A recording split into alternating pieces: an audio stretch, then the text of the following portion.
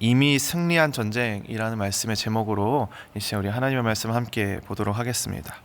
우리가 오늘 본 신명기 20장의 말씀은 이스라엘 백성들이 광야에서 앞으로 마주하게 될 전쟁에 관련된 말씀입니다. 근데 이제 우리가 신명기에서 전쟁이라 함은 이스라엘 백성들이 처음에 애굽에서 모세와 함께 출애굽을 했고 광야를 지나는 가운데 가나안 땅에 도착해서 가나안을 정복하는 전쟁을 우리는 흔히 생각을 합니다. 그리고 거기에는 이미 다른 민족들이 살고 있었기 때문에 그들과 전쟁을 하고 싸워서 이겨내고 그것을 정복하는 그 전쟁을 반드시 치러야만 했던 것이죠. 근데 오늘 말씀을 보시다 보면은 낙성식이라고 해서 새 집을 짓는 사람에 대한 얘기도 나오고요, 포도원을 짓는 사람의 얘기도 나옵니다. 그 말의 뜻은 반드시 이 전쟁이 가나안을 정복하기 위한 전쟁뿐만 아니라 가나안을 정복하여서 이스라엘 백성들이 거기에 정착한 이후에도 그들의 대적과 그들이 계속해서 싸워 나아가야 될 이스라엘 백성들의 전쟁에 대해서 이야기를 하고 있는 말씀이라는 겁니다. 그리고 본문에 보시면은 적군이라는 단어가 여러 번 등장을 하고 있습니다. 이 적군이라는 단어는 히브리어의 본래 뜻으로 따지자면 원수, 대적이라는 의미를 가지고 있는데, 이제 오늘 본문의 메시지가 전쟁의 상황에 초점이 맞춰져 있기 때문에 이것을 적군이라고 해석을 했는데, 사실은 이 이스라엘 백성들이 마주하게 될 적군은 그저 전쟁으로서 무찔러야 될 적군이 아니라 그들에게 원수가 되고 그들이 반드시 이겨내고 쳐내야 할 대적이라는 이야기입니다. 그렇기 때문에 오늘 본문을 볼 때는 그저 싸움에서 이기는 전쟁의 준비, 그 전쟁에서 승리하는 방법으로서 볼 것이 아니라 원수와의 싸움에서 하나님께서 당신의 백성들을 통해 그 원수를 물리치고 대적들을 물리쳐가는 하나님의 방법에 대해서 우리는 말씀을 초점을 맞추고 봐야 한다라는 것입니다.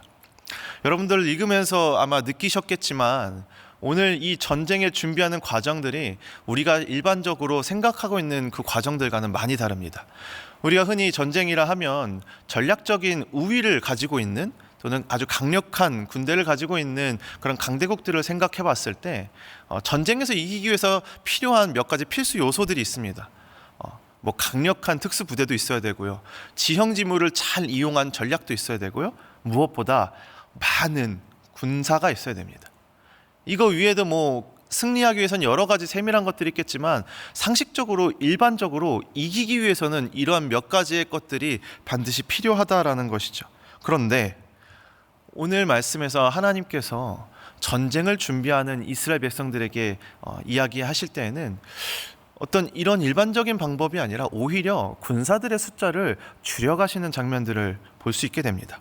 우리 5절부터 함께 보시면은요, 5절을 제가 읽겠습니다. 책임자들은 백성에게 말하여 이르기를 새 집을 건축하고 낙성식을 행하지 못한 자가 있느냐, 그는 집으로 돌아갈지니 전사하면 타인이 낙성식을 행할까 하노라. 전장에 나가기 전에 이제 이 책임자들을 통해서 집으로 돌려보낼, 더 징집하는 것이 아니라 이미 모인 군사들 중에서 집으로 돌려보낼 사람을 추리고 있다라는 겁니다. 지금 우리가 생각하는 어떤 전쟁과는 많이 양상이 좀 다르죠. 병사를 지금 줄이고 있는 상황이에요. 근데 첫 번째로 어떤 사람을 돌려보내냐면 새 집을 건축하고 낙성식을 행하지 못한 자를 집으로 돌려보낸다라고 합니다. 그러니까 새 집을 건축한 다음에 낙성식이라는 것을 이제 마지막 절차로 행하는데, 이 낙성식이라고 하는 것은 이제 집을 다 지었을 때 이 집 주인이 그 집에 들어가서 살기 전에 먼저 이 집의 주인은 우리가 아니라 하나님이십니다 라고 하는 그런 고백이 담긴 의식과, 또 하나는 이 집에서 함께 살아가게 될 온 가족의 안위와 건강을 하나님께 의탁드립니다 라는 마음으로 말씀이 적힌 두루마리를 그 문설주에 달아놓는 의식이 바로 낙성식이었습니다. 그러니까 이 집 주인이 반드시 이걸 한 다음에 그 다음에 온 가족이 들어가서 살아야 되는데, 만약에 이 집 주인이 전쟁을 나가서 죽게 될 경우, 그 당시에는 가장에게 많은 것이 있었기 때문에 가장이 거기서 죽게 되면 여기 말씀해 보니까 다른 가정이 와서 그 집에서 낙성식을 하고 살게 된다라는 거예요. 그러면 가장을 잃은 가정은 어떻게 되겠습니까? 그냥 집을 잃은 신세가 되어버리는 것이죠. 그러니까 하나님은 그걸 원치 않으셨던 겁니다. 하나님은 한 사람이라도 더 많은 당신의 백성들을 늘려가고 군사와 싸움에서 전쟁에서 함께 해야 될 병사들을 늘려가는 것에 우선순위가 있는 것이 아니라 하나님의 나라를 이루어가는 그 전쟁에는 싸우는 것도 있지만 이 가정들을 통해서 하나님의 나라를, 가정 공동체를 통해서 하나님의 나라를 이루어 가시는 그런 하나님의 방식도 담겨져 있기 때문에 이 전쟁 가운데 병사를 더하는 것이 아니라 이들을 돌려보내고 있다라는 겁니다. 자, 두 번째로는 포도원을 만들고 그 과실을 먹지 못한 자를 돌려보냅니다. 포도원을 만들고 그 과실을 먹지 못한, 6절을 보시면 포도원을 만들고 그 과실을 먹지 못한 자가 있느냐, 그는 집으로 돌아갈지니 전사하면 타인이 그 과실을 먹을까 하노라. 이 말씀도 이 앞서는 레위기에 있는 레위기 19장 23절에서 25절까지의 말씀을 참고해서 보면요, 가나안 땅을 정복한 다음에 이 이스라엘 백성들이 거기서 이제 먹고 살기 위해서 온갖 과일 나무를 심습니다. 그런데 과일 나무를 심었을 때 여기에서 열리는 열매들을 바로 먹을 수가 없습니다. 이 땅에서 열리는 열매들이 할례 받지 못한다라고 하여서 구별되지 못한 열매들로 여기고, 그래서 열매가 열린지, 아니 그 땅에 나무를 심은 지 3년 동안 열리는 과실들은 쓰지 않는다라고 합니다. 그리고 4년째 되는 해에 이 과실이 열렸을 때 햇수로는 4년이지만 이들에게는 이게 이제 진짜 구별된 열매로서의 첫 열매인 것이죠. 그럼 첫 열매는 어떻게 하겠습니까? 하나님께 올려드립니다. 그러면 이 나무를 심고 여기 나오는 포도원을 가꾼 이 포도원의 주인은 포도원을 가꾼 지 5년째가 돼서야 그 소산을 자기의 것으로 삼고 자기가 먹을 수 있는 권리와 자격이 생긴다라는 겁니다. 근데 여기 보니까 포도원을 만들고 그 과실을 먹지 못한 자라고 하는 것, 그러니까 지금 5년이 채 되지 못한 상태에서 전쟁에 나와 있다라는 거예요. 그런 사람들은 돌려보내라라는 것이죠. 이 가나안 땅에서 과실을 심는다라고 하는 것은 그가 하나님의 나라에서 하나님의 나라에 자기에게 맡겨진 이 포도원의 주인이라고 하는 자기의 일들을 성실하게 수년 동안 해온 이 사람의 수고를 하나님은 결코 헛되이 여기지 않으시고 그 수고를 응당 받을 수 있도록 그를 집으로 돌려보내고 계신다라는 겁니다. 그러니까 그 땅에서 과실을, 포도원을 가꾸고 그 땅을 위해서 일한 이 포도원 주인의 그 수고도 하나님의 나라를 이루어가는 측면에서의 하나님의 시선이라고 볼 수 있다라는 것이죠. 자, 그리고 세 번째입니다. 7절에 여자와 약혼하고 그와 결혼하지 못한 자가 있느냐, 그는 집으로 돌아갔지니 전사하면 타인이 그를 데려갈까 하노라 하고, 세 번째로 집에 돌려보낼 자는 결혼하지 못한 자라고 합니다. 근데 여기서 지금 약혼 그리고 결혼 두 번 뭔가 비슷한 의미들이 지금 반복이 되고 있는데요. 여기서 약혼이라고 하는 건 이제 그 사람과 결혼을 약속한다라는 것을 얘기하죠. 근데 약속을 해놓고 결혼하지 못했다라는 것을 굳이 연거푸 표현하고 있는 것은 그저 두 사람이 결혼을 해서 한 가정을 이루는 것으로 끝나는 게 아니라 이 두 사람이 가정이 돼서 또 사랑함으로 자녀라는 결실을 맺고, 그래서 이 가정 가운데 하나님의 언약이 다음 세대와 자녀를 통해서 이 가정 가운데, 그리고 이 공동체와 이 나라 가운데, 이 백성들 가운데 계속해서 흘러져 가므로 이 다음 세대를 통해 하나님의 나라가 이어지고 하나님의 공동체가 계속해서 확장되어질 수 있도록 하는 것이, 그것이 또한 하나님의 뜻이었다라는 겁니다. 그러니까 하나님의 방식은, 하나님의 전쟁은 그저 숫자를 더해가는 것으로 일반적인 상식으로 우리가 볼 것이 아니라, 하나님의 나라는 이렇듯 하나님의 방법으로 그렇게 하나님의 공동체 가운데, 세상 가운데 하나님의 나라를 확장시켜가는 것이 하나님의 전쟁의 또 한 가지라는 것을 우리가 볼 수 있게 됩니다. 자, 마지막입니다. 마지막으로 집에 가는 자들은 8절 말씀에 등장을 하는데요. 책임자들은 또 백성에게 말하여 이르기를, 두려워서 마음이 허약한 자가 있느냐, 그는 집으로 돌아갈지니 그의 형제들의 마음도 그의 마음과 같이 낙심될까 하노라. 마지막으로 이제 네 번째죠. 마지막으로 집으로 돌려보내는 자의 이유를 보니까요, 여기에는 뭔가 하나님의 나라에 대한 다른 이유가 있어서 그런 것은 아닌 것 같습니다. 이것은 1절에서 말씀하시는 것처럼 하나님의 백성이라면 당연히 가져야 될 하나님을 향한 마음, 하나님을 향한 믿음, 그 마음을 갖지 못한 자를 집으로 돌려보낸다라는 것이죠. 그러니까 인간적으로 볼 때 이스라엘 백성들은 어떻습니까? 광야에서부터 오랜 시간 광야를 지나왔고요. 그리고 이제 가나안 땅에 도착을 했습니다. 그러나 가나안 땅에 살고 있는 이들은 오랜 시간 거기에 비옥한 땅에 머물면서 오랜 시간 자리를 잡고 자신들을 지켜가는 가운데 이미 수적으로나 이미 그들이 가지고 있는 무기로 보나 이스라엘 백성들이 보기에는 전혀 싸움이 되지 않는 너무나도 강력한 군사를 가지고 있었습니다. 그러니 인간적으로 볼 때 저들을 보면서 두려움을 가질 수밖에 없었겠지만, 그럼에도 불구하고 우리보다 훨씬 더 사람이 많고 군사가 많고 훨씬 더 좋은 무기를 가지고 있는 저들을 보면서도 두려워하지 않고 하나님의 함께 하심을 더 크게 볼 수 있는 믿음을 가진 자라야만이 그 전쟁에 동참할 수 있다라고 이야기를 하는 겁니다. 왜입니까? 그 믿음만 있으면 전쟁의 승패는 사람이 적건 많건에 상관없이 하나님께 그 승패가 달려져 있기 때문입니다. 그래서 이 전쟁을 시작할 때도요, 2절부터 보면요, 이 전쟁을 시작할 때 뭐 큰 북을 치거나 어떤 막 나팔을 불면서 막 병사들이 이렇게 출정을 하는 것이 아니라 제사장의 선포로 이 전쟁을 시작을 하게 됩니다.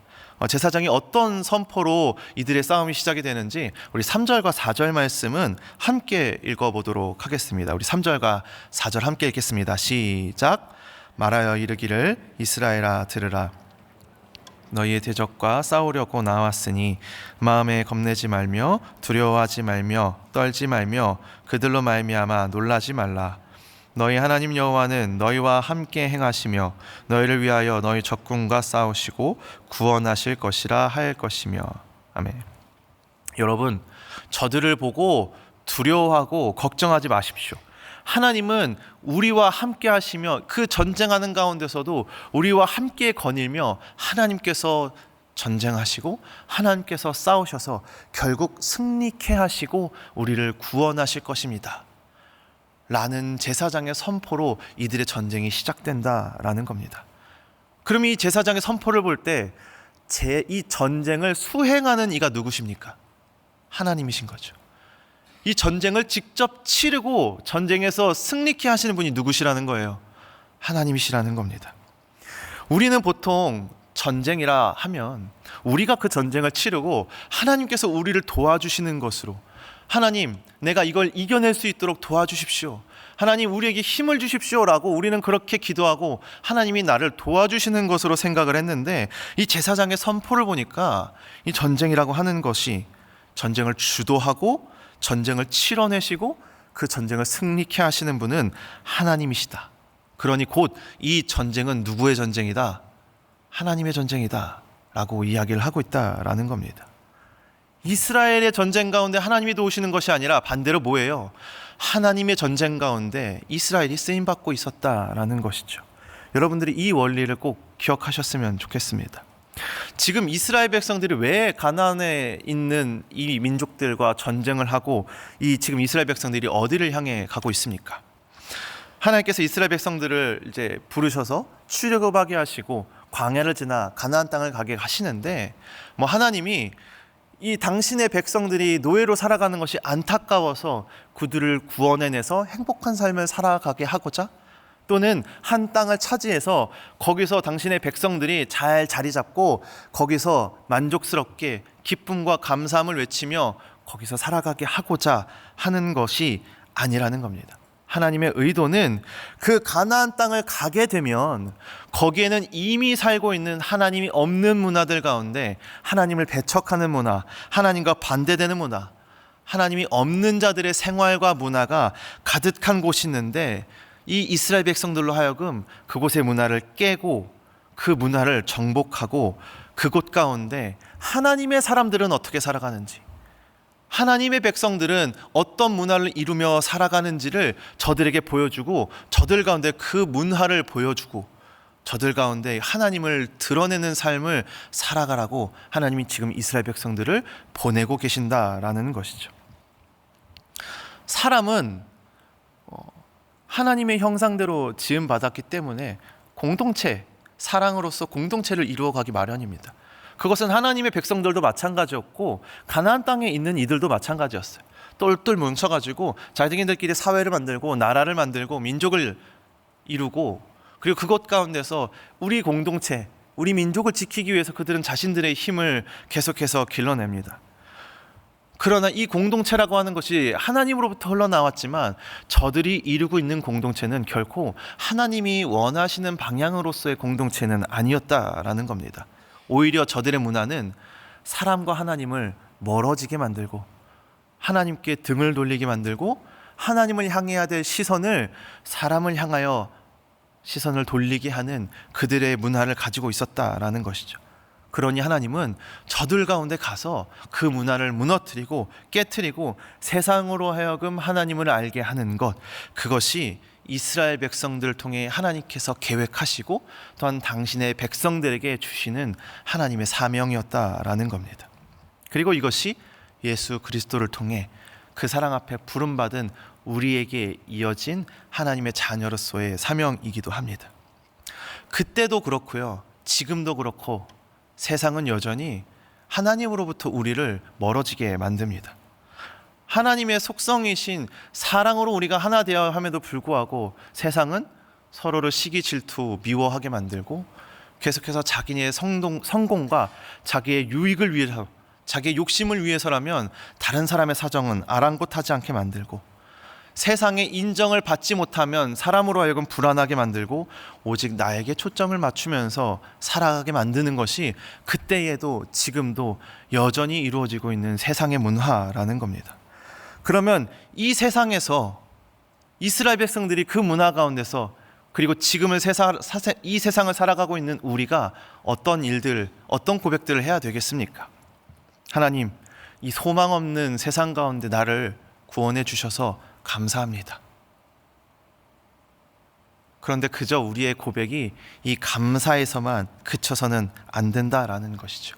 하나님의 계획과 하나님의 사명은 거기에서 멈추지 않는다라는 겁니다.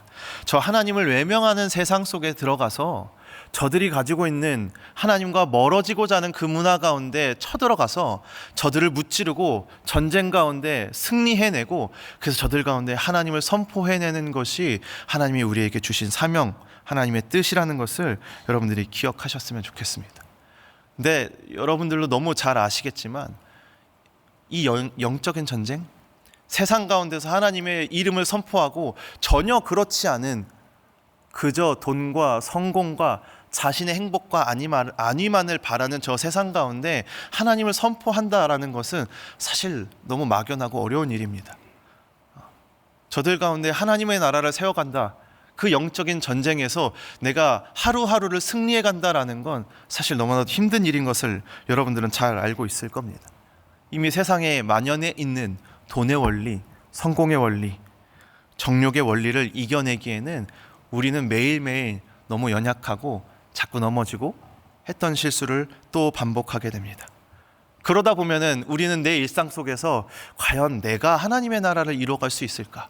과연 나를 통해서 이 삶의 영역 가운데, 이 직장 가운데, 이 가정 가운데 하나님의 나라가 이루어질까라는 그런 연약한 이런 두려운 마음이 들기 시작하고, 종국에는 교회 와서는 우리가 공동체 가운데 말씀 듣고 은혜를 받는데 일상 가운데서는 여전히 그냥 일상에 파묻혀서 세상의 문화 가운데 그냥 같이 속해서 살아가는 그런 모습이 된다라는 것이죠.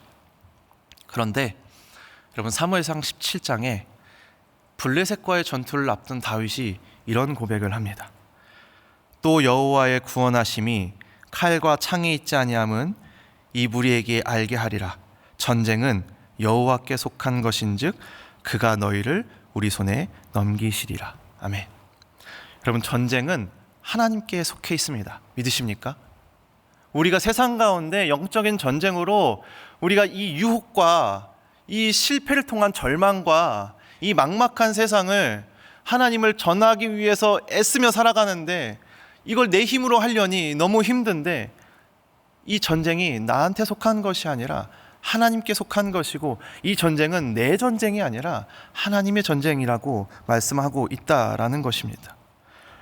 그러니 우리는 나의 연약함 때문에, 또는 자꾸만 유혹에 넘어지는 나의 부족함 때문에, 또는 거듭되는 실패 속에 자꾸만 절망하게 되는 나의 이 부족함 때문에 우리는 낙심할 것이 아니라, 기도할 때 함께 하시는 하나님과 하나님께서 함께 하실 때 승리하게 하시는 이 말씀에서의 하나님을 바라보면서 우리는 세상 가운데 늘 승리를 꿈꾸며 하나님과 함께 할 수 있는 하나님의 자녀가 된다라는 사실을 여러분들이 반드시 기억하셨으면 좋겠습니다.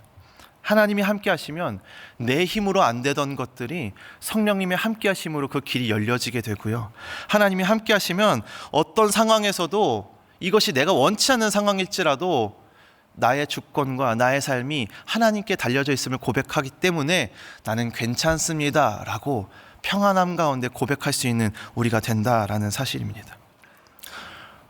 지금은 우리가 신명기 20장 이제 곧 있으면은 신명기를 계속 읽어가게 될 텐데, 마지막으로 신명기 33장 29절을 읽으면서 오늘 말씀을 마쳤으면 좋겠습니다. 우리 함께 읽었으면 좋겠습니다. 신명기 33장 29절인데요. 함께 읽어보도록 하겠습니다. 시작.